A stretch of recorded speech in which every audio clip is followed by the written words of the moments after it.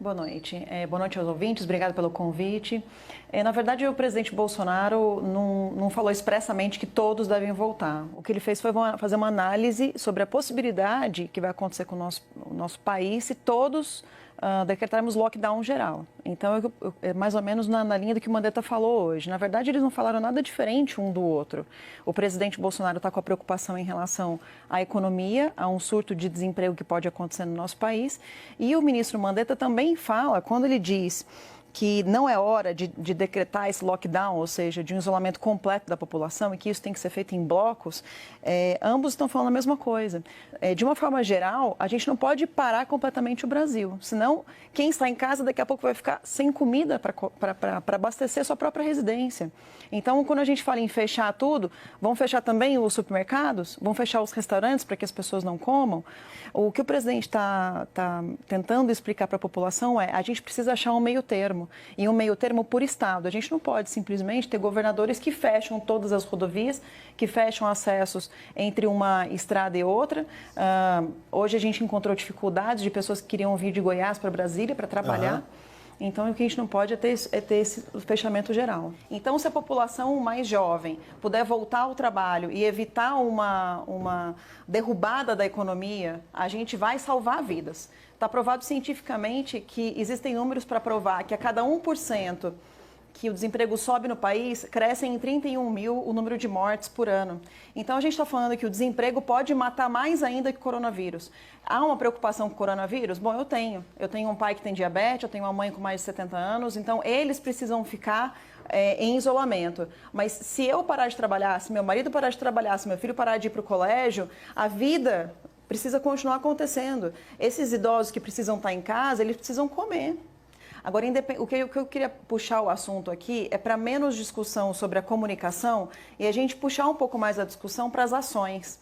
Nós tivemos aí, nos últimos dias, mais de 600 bilhões de reais enviados do governo para ações em todo o Brasil. O Amapá, por exemplo, dentro dos estados do Norte e Nordeste, foram contemplados com mais de 8 bilhões de reais para cada estado em média. Então, a gente vê que o presidente Bolsonaro está tentando resolver as coisas com ações.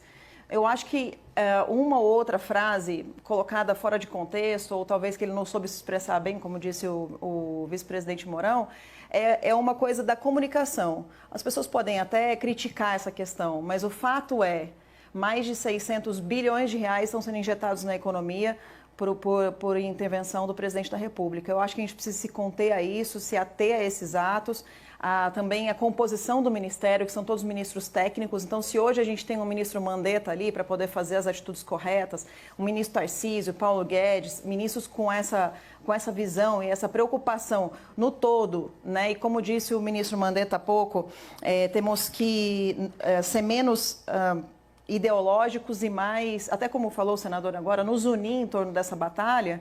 A gente não teria esses ministros todos técnicos se não tivesse sido o nosso presidente Bolsonaro de parar de lotear os ministérios e colocar a gente técnica naqueles lugares.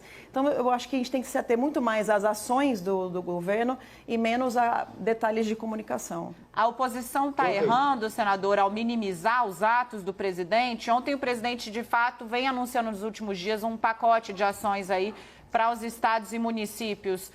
Está faltando valorizar esses gestos? Bom, primeiro só uma pequena correção. Eu acho que não são 600 bilhões. O que foi anunciado há pouco foram 600 milhões. E para o Amapá não foram 2 bilhões, são 2 milhões. Quem dera outrora fosse o valor dessa natureza. Foram 600 bilhões de reais, com B de bola, B de Brasil, e 88,2 bilhões de reais no dia 23 de março, anteontem, enviados para todos os estados da federação. Então, não estou falando em milhões, Randolfo, estou falando em bilhões mesmo. No dia 19 de março, que foi o primeiro envio para os estados, a gente teve 432 milhões de reais enviados para os estados e municípios para ajudar a combater o coronavírus. E esse valor aumentou para 82 bi. Isso fora também uma outra ação do governo, que foi a suspensão das dívidas dos estados com com a União, no valor de 12,6 bilhões de reais. Ou seja, as dívidas dos estados estão suspensas por enquanto e várias outras medidas, por exemplo, atendendo os mais pobres, mais de 1 milhão de famílias vão ser incluídas no Bolsa Família nesse momento de coronavírus. Então, o governo está fazendo em ações, principalmente para a população mais pobre.